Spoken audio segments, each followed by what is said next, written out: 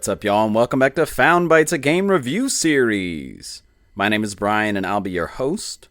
If you don't know about us, we're all about finding and testing out small, high-quality video games. This is a podcast that aims to respect your time and money as a gamer and a consumer by sifting through storefronts and sales to find those gems that may be worth your precious resources. But enough about the show. Let's get into our next game.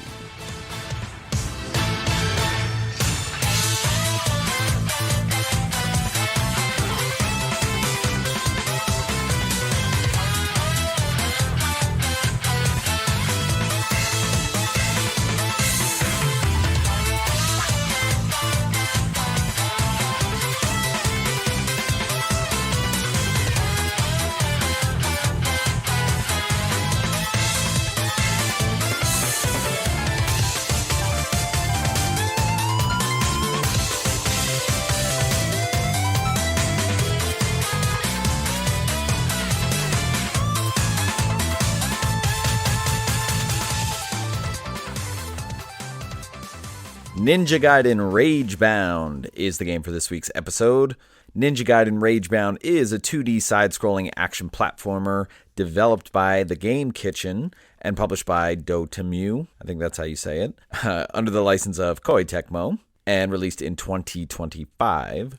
So what drew me? I don't know that much about Ninja Gaiden, so I'll admit off the top that I have very little knowledge about the story and the lore and the characters and the world and all that jazz. But at its core, what I know of the series is fast-paced action, typically 2D, at least originally. I know they did 3D action games, but fast-paced 2D action combat, that is what this game is all about. It definitely plays like a Shovel Knight, like a Bat Boy. Again, just going off of games that we've talked about before. Obviously, there's strong connection to the original series. You've got a level select screen, you've got collectibles in each level, secrets to find. There is a big arcadey aspect when you're done a level, how you be graded. Definitely reminds me a lot of games that we've done before that have something similar. And of course, Japanese vibes and the lore of the series definitely gives me some vibes of Aragami, just the Japanese mixed with the arcade kind of level grading system when you're going on these missions. But high energy. The game is high energy, it's fast paced, and there are some tough levels, but enough to be very digestible. I feel like this game is going to be digestible for most people. The game released with an MSRP of $24.99. And the game does have physical releases. There's a standard and a special edition for both PS5 and Switch, and that is being done by Silver Lining. I don't know about them. I've never really heard about them, but they're, I think, not from the US. But there's also some release of the standards in retail, so it's not clear exactly if it's exclusive to Silver Lining. I think maybe the special edition is. But the standard, I think, is just a box, maybe something in the box. Special edition has some extra stuff, and those are priced at somewhere between $35 and $40 for a US equivalent of the standard, and then about $60 for the special edition.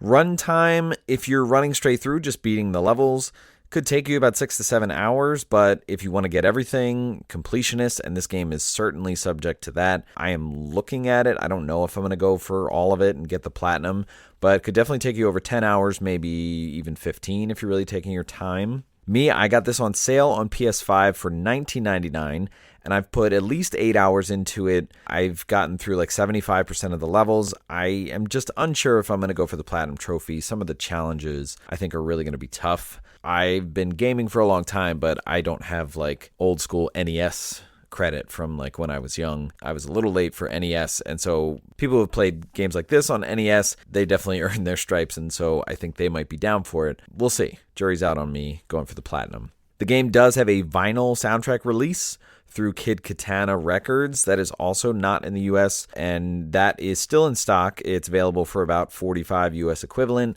and I actually did just order it. You do have to pay a little bit for shipping, but vinyl for this game, definitely worth it with the soundtrack. And like I said, the game was developed by The Game Kitchen, and they are most known for the Blasphemous games. There was Blasphemous 1 and 2. I am a big fan of Blasphemous. I destroyed the first game. I did not finish the second one yet, but I think after playing this, I might actually be eager to get back to it. Great indie developer. They specialize in pixelated games, 2D games, with really good, precise gameplay, especially with platforming and combat, and this is no exception to that.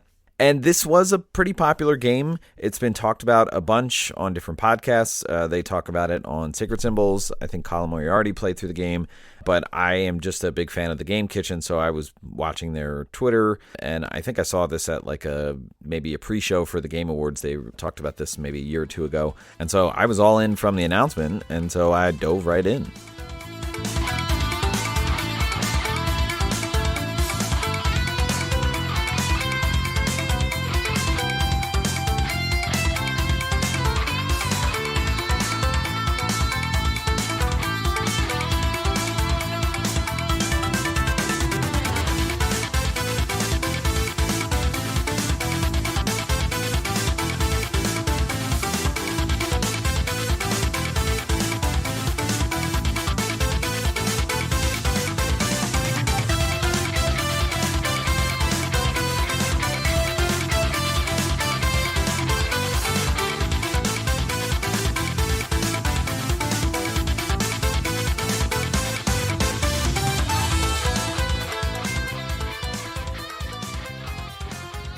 All right, let's talk gameplay for Ninja Gaiden Ragebound. So like I said, 2D side-scrolling action. There are levels. There's a map screen where you're choosing the levels. But let's just talk simplicity first in terms of how the game progresses. So you're going to be in this kind of hub screen that is a map where you're level selecting. The levels are sequential, like one after another. The game is super linear, but they are numbered sequentially. You beat one, you unlock the next one, so on and so forth. I think there's supposed to be around 20 main levels and then 8 secret levels that you uncover by collecting certain things. There are also other collectibles that you're going to find in all of the levels, as well as different challenges to do at each stage. Think about games that we've talked about like Bat Boy, where each level has a certain amount of things to collect, even going all the way back to like Crash Bandicoot, things like that. But these are going to be different collectibles. Some are going to be the actual currency in the game, and others, like I said, might unlock secret levels. And there's an arcadiness to the game. So when you beat a level, there's a ranking that you're going to go through. I don't know the exact parameters. I think it has to do with collecting all the things, doing all the challenges, and also like a time thing, or it might even be like not getting hit or something like that. I've only ever gotten an A ranking, but there's an S.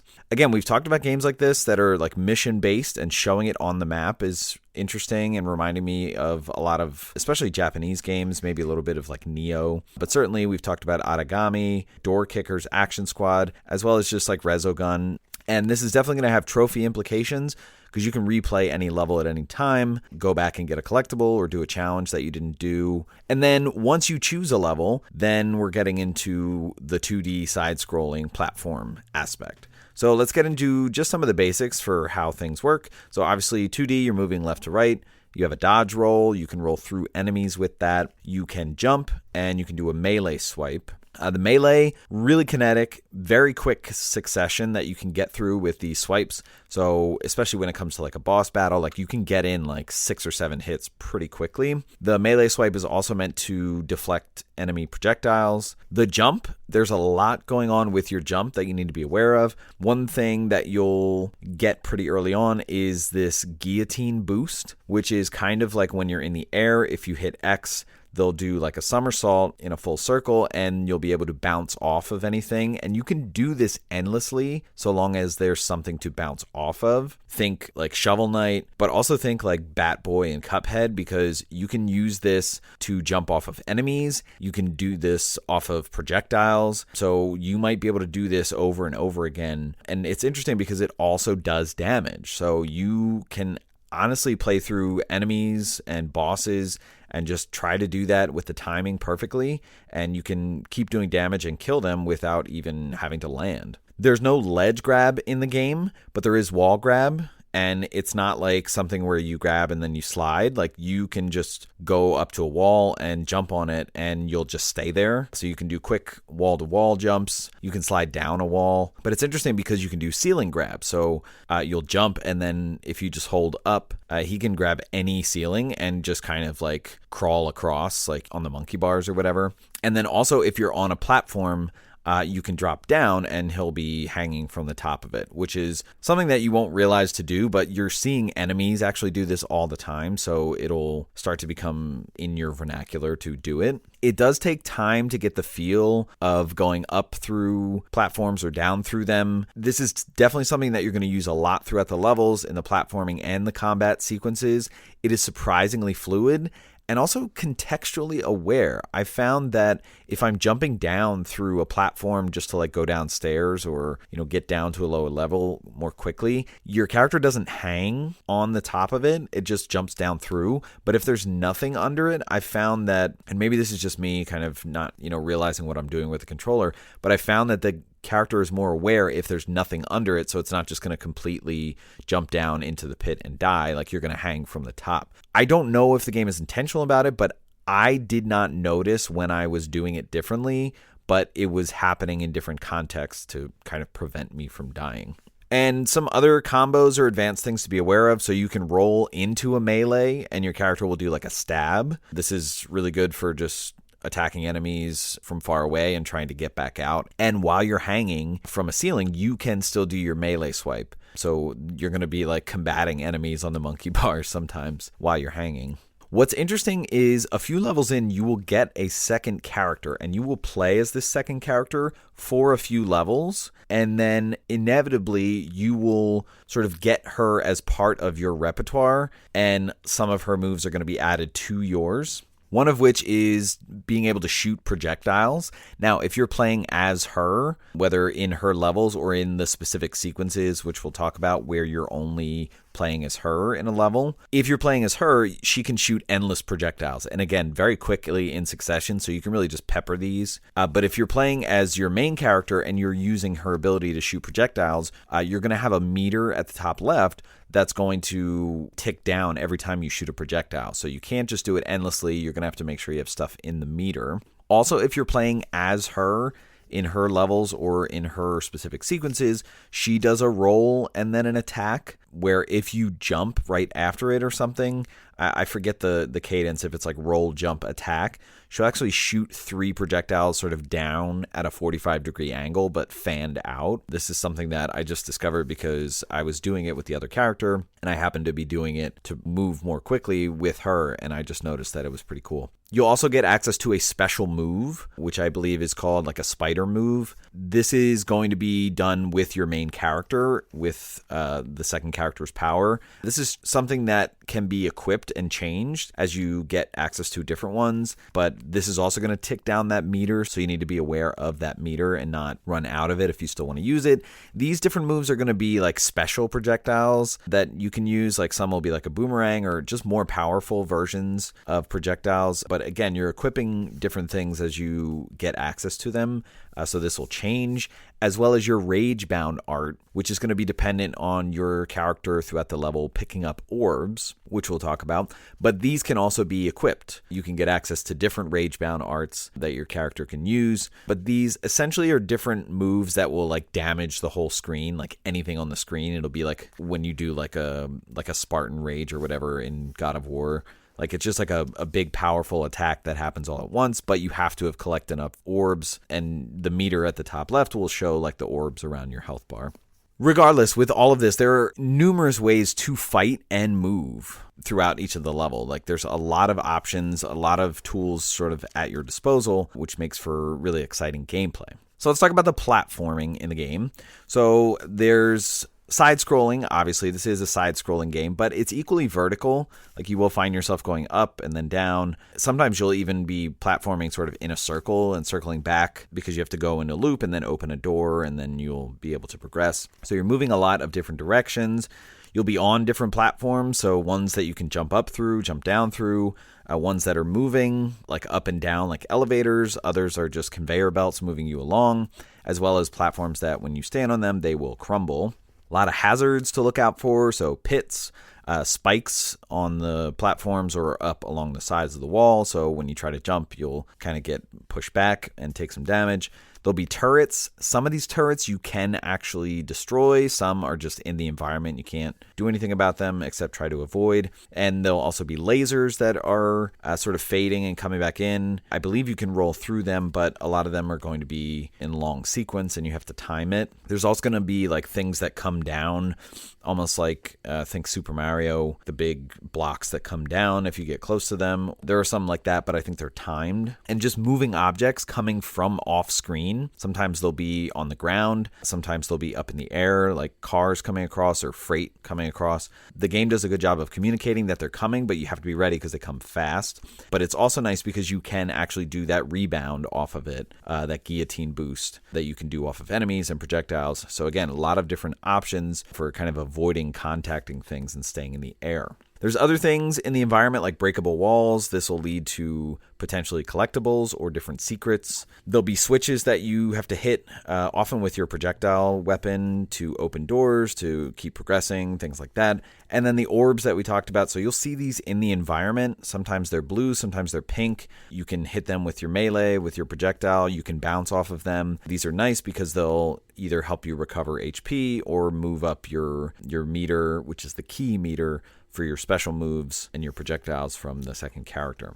Enemies that you're coming across. So obviously you're platforming through these levels, but there's a ton of enemies around. Really great variation of the size of them, their movement, what they're doing to attack, whether they're running at you, whether they're shooting something, and also like the hitbox of some of them. Like some of them will have shields that are tough to get through. Some of them will be coming at you like a battering ram, and you can only hit them in the back. So you have to like time jumping over them and then swipe behind them. But you're going to get enemies that run at you, that jump at you in sort of like a frog leap, shooting from all angles, big heavies that you don't want to get too close to, and also ones that have shields like we talked about where there's like a timed opening. It's interesting because I feel like the enemies really come down to two categories, ones that are easy to hit and only take like one or two hits, and then some that are tough that either take a lot of hits or a timed thing, or because they have a shield or whatever, but basically easy kills or tough kills. And as you're running through the level, they're going to come from all sides. So not just like the side you're running towards. They might come in from behind you, from above, from underneath, potentially. And also you'll get ones that'll come from the foreground, which is really interesting. Something that we've seen in like Trek to Yomi. It adds like an odd three-dimensionality to it. But just kind of be ready for anything. Enemies are coming from all angles. What is really interesting about this game is that you've got the platforming sequences that are going to be tough, but these enemy encounters, I feel like, are just so handcrafted. The sequences, whenever you come up onto a new screen or something, like how the order of enemies being revealed to you, even beyond like a Mega Man or a Mega Man X, because those games have very intentional enemy placement. This is just like not just the placement, but the type of enemy, the size of them, the location where they're at. Like all of this is just so intentional. And as you're moving across the screen, your location is what triggers the enemies to enter, whether from in front of you or behind you. And that really makes combos kind of tough, again, because it's handcrafted. So you're going to have situations where you have fast prioritization, where you go onto a new screen and there's nothing, and then all of a sudden you take two steps, and then there's an enemy coming here, followed by this enemy, and then this enemy's coming from the foreground. So you really kind of need to judge which one you have to take care of first. And that can also make something interesting because you have a different ability in this game called charge attacks. And these are really fueled by your interaction with enemies. So sometimes you'll see an enemy come on the screen and they'll have like a circle around them and then a blue dot above them. And that is what's called like a charge marker. So some of them are blue, some of them are pink. And what's going to happen is if you kill the enemy that has that marker around them with the correct attack, so if it's blue, you have to do with your melee. If they're pink and it's like a diamond around them, you have to shoot them with the projectile. What's going to happen is the next attack that you do will be like a strong supercharged attack, and it can kill anything in one hit. Doesn't matter if they're heavy, doesn't matter if they have a shield, doesn't matter. So this is going to really open up the intentional placement of things, because when you see a big heavy, there's probably going to be an enemy around you or coming in soon that is going to have one of these markers on them to allow you to really progress through it quickly. Now, what's interesting is if it's a blue one and you hit it with the melee, your next melee attack will have that supercharge. If it's a pink one and you shoot it with the projectile, your next projectile attack will be supercharged. So you have to be very intentional and very careful about how you're killing enemies, because also if you have an enemy with a blue marker and you hit them with your projectile, you won't get the supercharge. So you have to pay attention to blue, pink, which also matches the orbs, which is not a coincidence. But in terms of just game design, this just shows intentional placement of enemies and also the sequence that they're being revealed, because you will go into a new room and all of a sudden you see a big heavy dude and you're like, oh, should I just go at him? If you're patient enough, you're going to wait maybe a second or two, and all of a sudden an enemy that you can kill in one hit that has a marker on them will show their face. So the game is really trying to communicate to you variation in your timing, in when you see new enemy encounters, like not to just jump right in and just button mash or hack and slash, but to try and notice like the pattern that they're introducing enemies to you to make for like a really rewarding and quick encounter.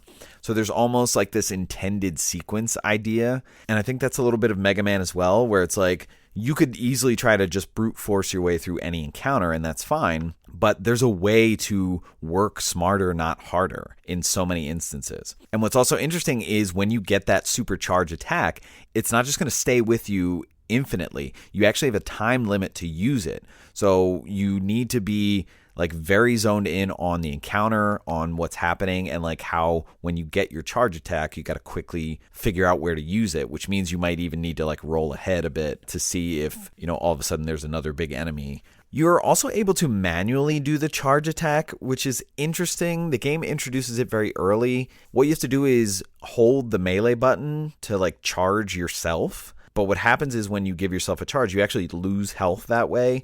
This is something that I rarely did. I just didn't find it to be that necessary, especially because a lot of these sequences are kind of setting you up to get a charge attack from the enemies that are coming. And it also doesn't work because the game is very fast paced, and I find that it takes too long.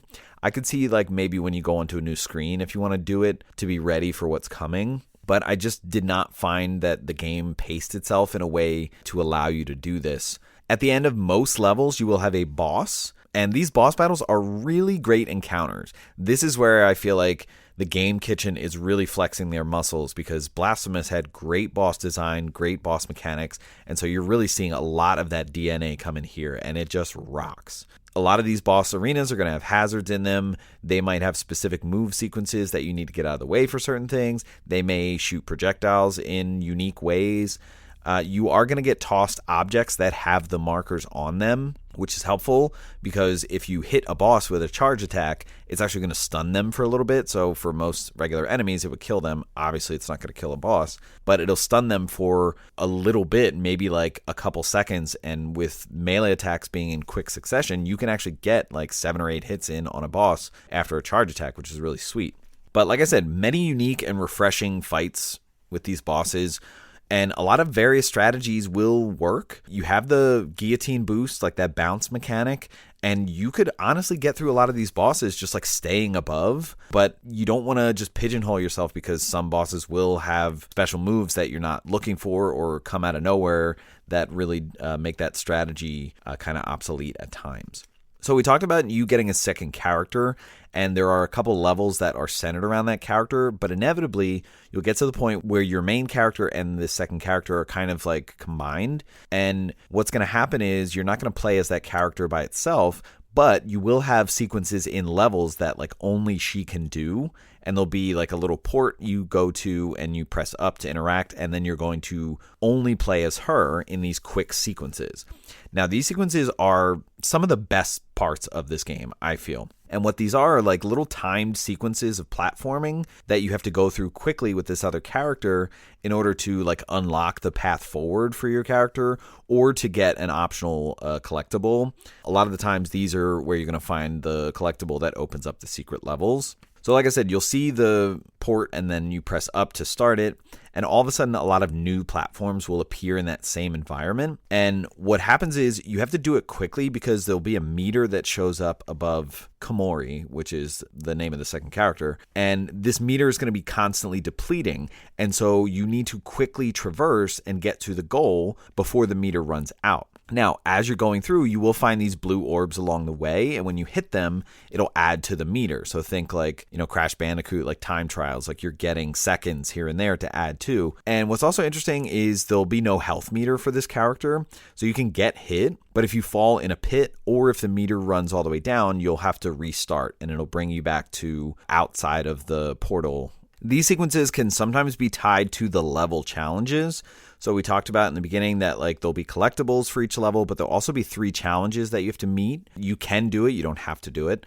But there'll always be 3, and some can be failed, like need you to restart the whole level in order to have access to that challenge again. But a lot of these are going to be simple, like defeat X number of enemies or defeat X number of this type of enemy. It could be like you can't die or you can't fall in pit. And if you do die at any point, like even though you respawn, like you will fail that challenge and you'll have to like restart the whole level. Some of them will be like beat the boss in one try or beat the boss without taking any damage. This also will fail if you mess up the first time and you'll have to restart the whole level. So there's a couple challenges that are like take no damage in the boss battle. So like you have to play through the whole level, and if you get hit in the boss battle, you won't be able to do that challenge. You have to like restart the whole level. So you can see where some of the old school like NES challenge is coming in. Like people who are all about doing these challenge runs and just have a glutton for punishment, like there's definitely no shortage of these challenges. But other ones that I think are a bit more manageable, we talked about the Kumori sections where you have to do fast platforming.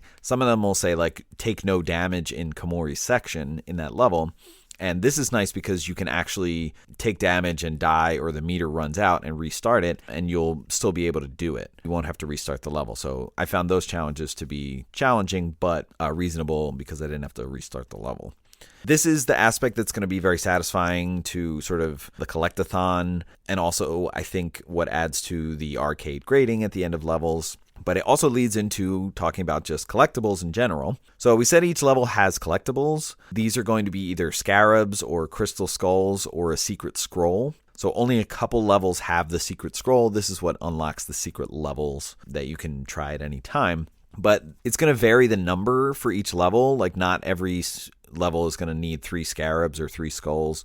Some might have 2, 4, whatever. But these are going to be found in the level as you go through. Sometimes they're going to be hidden or obscured, or sometimes they're like above the screen, but you see the sparkle, or like almost at the bottom of a pit, or like, very Donkey Kong Country, like at the beginning of the level, you might actually be able to go left. But also a lot of times it's going to be behind a break wall, or sometimes the path to move will actually be forked and you'll have to try each one to see which one is the optional or which is the critical path. And also, like we said, at the end of like a Kumori section. And of course, collectathons are right up the alley for trophy hunters, but also they have different functions. Like we said, the secret scroll is to unlock secret levels, but the scarabs are actually the currency in the game. So this will allow you to access things to buy at the shop, which is on the map menu, and you can go there anytime between levels. When you go to the shop, this is to buy different things for your character. So the things to buy at the shop are talismans and secret arts. And what's nice is these will populate more and more throughout as you play the game, but they are only going to populate when you beat levels above a certain rank. So when you get to the end of a level and you go to the ranking screen, you'll see your rank kind of rise, and then you'll see a marker somewhere on the meter that's rising that'll be like a symbol for a weapon or something. And if you pass that, then you'll unlock the new things in the shop. And so let's talk about your character, because you are going to be able to equip things. So you're able to equip 2 talismans at a time. And these are sometimes going to be active boosts for things that you're doing in sequence. Like after you kill X amount of enemies, you get 25% damage, or you heal, or something like that. Or sometimes they might be passive bonuses. Anytime you go to a checkpoint statue, like you get full health, which is one that I use constantly. And then you're also going to be able to equip the secret arts. And these are either going to be the spider weapon or the Ragebound art, where you can equip different things for. And the spider weapon is where you get the special attack. We talked about like special projectiles or whatnot. So you're going to find different ones of these. You'll buy them in the shop, and then you'll decide which ones will equip. Really good variety, I feel, and more than enough of the scarabs in the game to collect to have enough currency. And then just your character in level. Obviously, you have an HP meter, and you have that key meter at the bottom that is for doing your projectiles or your secret art projectiles. If you use that key meter, doing normal attacks with your melee will actually recharge that. So there's a nice kind of synergistic effect there. And then finally, in terms of accessibility, there are checkpoints in the levels, and they have a ton. Like each level maybe has like 4 or 5. Some of these levels actually get really long. And regardless of what talisman you have equipped, anytime you hit a checkpoint, you actually do get some HP back. And that checkpoint would establish where you respawn if you die. There is an assist mode in the game, in the settings. And this is really, really good because if you struggle with the difficulty, you can turn it on, and then it has specific sliders for adjusting things like the game speed, the damage that you do, the damage that you take. A lot of options here. And what I do think is nice about the game overall is it has high replayability. If you're somebody who just wants to run through, play the levels, beat the game, you can go back and do all the challenges, get all the collectibles. Like, it might not just be for trophy hunters to do all these things. I do think there's a lot to be done in the challenges, and I do think that's where the game shines, being able to try different ways to go through levels, and of course unlocking the secret levels, which I think are probably the most challenging.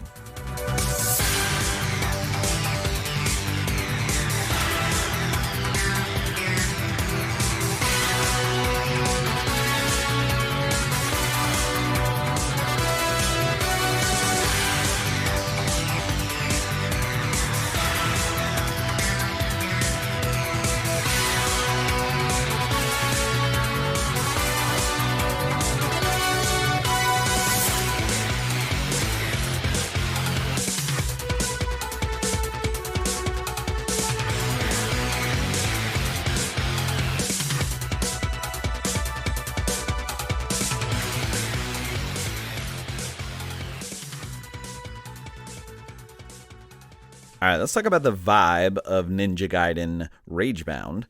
And let's start with the themes and the setting. So, like I said, this is a long-standing series. I do not have a ton of experience with it, but from what I gather, it maintains the universe and the lore and some of the clans and some of the history. So it's keeping a lot of that. So I think if you're a fan of Ninja Gaiden, there's a lot here for you to test your knowledge on or remember certain things.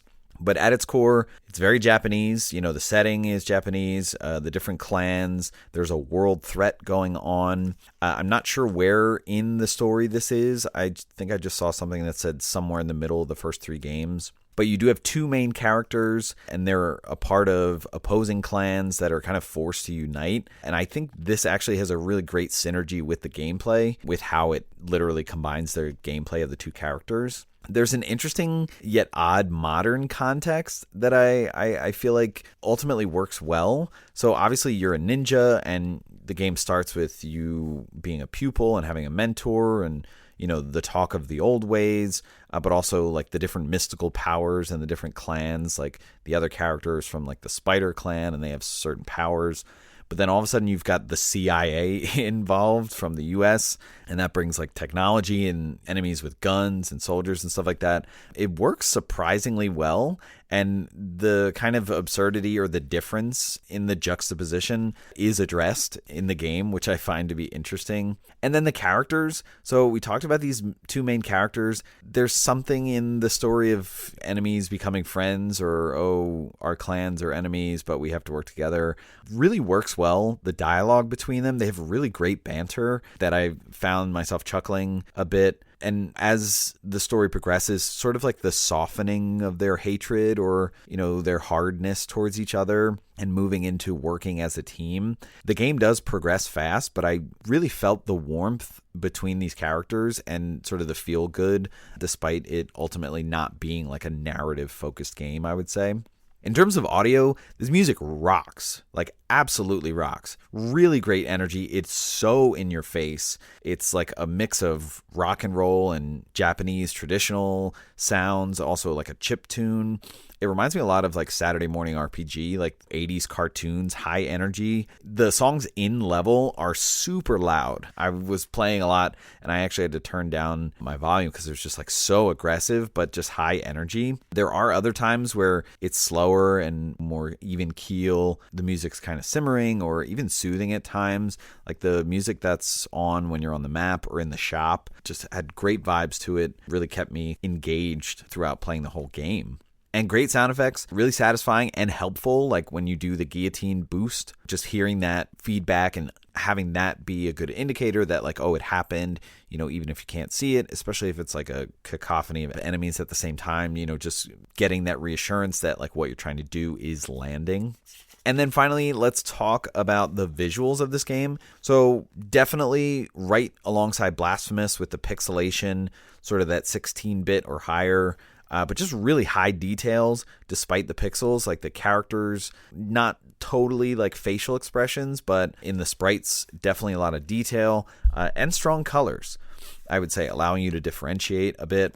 Other times when you're not just looking at the sprite, like they will have the bust of the character or like some, vague cutscenes between the characters, or like when you go in the shop, they'll have your characters in what I think is like the most badass pose. Like they both have their arms crossed, but one is like looking from the side. And that music, there's just something about being in the shop I just find to be so badass. The backgrounds, I would say like a lot of distance with like the backgrounds that aren't, the platforms and whatnot. Like you are getting different environments like nature, like city, like industrial, and really like allowing it to stretch out and really give you a sense of vastness in the environment.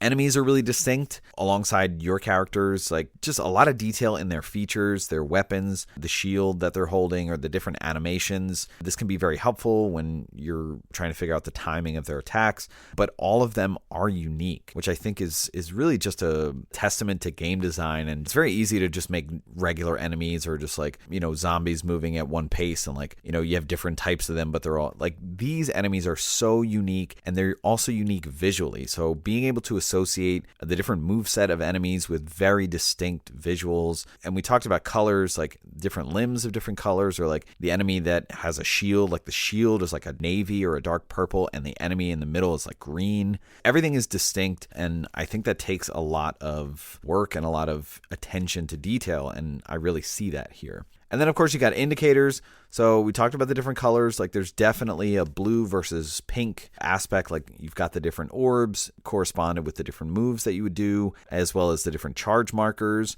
Not just the color, but also the pattern of the marker. Like the blue one is a dot with like a nice elegant circle around the enemy, and then the pink one is kind of like a diamond with the point at the top that is very distinct and has sort of like a more technical vibe, as opposed to like the main character. The blue one is more elegant, maybe kind of toying at like the old ways versus like new magical or technological with your second character.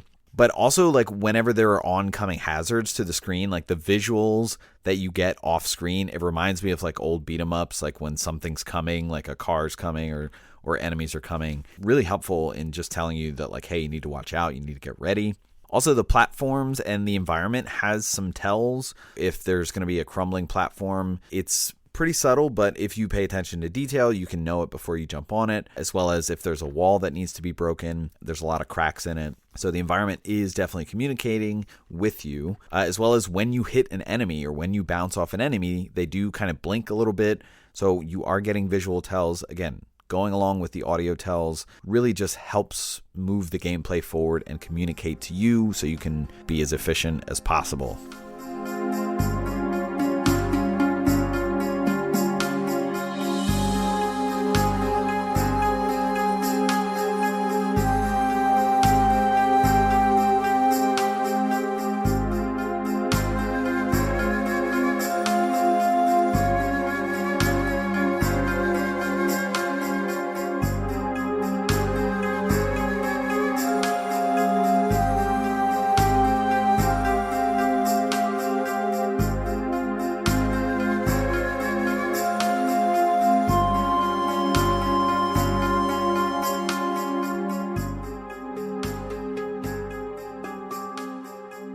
All right, let's wrap up the conversation about Ninja Gaiden Ragebound. So this game is expertly crafted, I would say, and not surprised. Because you've got a franchise that has been on many different generations of platforms, from NES all the way up to 360. I think maybe a couple of years ago they remastered the 3D Ninja Gaiden games into a collection. Couple that with a masterful developer in the Game Kitchen who did the Blasphemous games. I mean, this is just from stem to stern a home run in my book. It definitely lives out to the hype. I mean, it's a complete experience. You get epic vibes from the music, from the lore, from the visuals, just high energy from the beginning all the way through, synergized with the gameplay. Fast-paced platforming and combat. I just think that it's really well done. Great degree of challenge throughout. You're finding collectibles, you're doing your customization with equipping different things, unique and refreshing bosses, the sequence of the levels, the combat encounters, like everything is handcrafted and so intentional. Again, akin to like a Mega Man game, there is a way to play it that can make this just so beautifully symphonic. You can really play with how the game is presenting itself, or you can brute force it. I don't recommend that though. Regardless, the game is very easy to pick up and play. I've played a level at a time, put it down, but once you get sucked into beating those challenges, you're clocking in a couple hours at a time. In terms of value, I think that $25 is right on for the value of this game. If you want to get your money's worth, you're putting in probably maybe 15 hours to complete it, possibly get that platinum trophy. Just a massive respect of gamers' time and a flawless experience I've had playing this game. I would pay $25 for it. I got it on sale for $5 off. The value is there. I feel like games like this in the industry right now, there aren't a lot of games at this mid-tier price where it's just like that game is worth that money and it is worth your time. This is a game that should be highlighted in that respect. I came into this game as a Ninja Gaiden novice. I didn't feel left out, so if you're somebody that doesn't really know the series, I think that you can jump in here, no problem. If you're a vet of the series, I think there's going to be more for you to grasp here, but I think you'll probably have just as good of a time either way. And also, despite the high challenge, accessibility is really present here, and I think it could lower the bar of entry and make this game really for anyone. So if you're somebody that wants to get into a 2D action platformer and maybe you're a little intimidated, there are ways to get in here. But if you're somebody that loves challenge and 2D action platformers, this is a game for you. So for all of you out there, I highly recommend this game. All right, that's going to wrap it up for this episode. Stay tuned for our next episode to see what new game we found for you.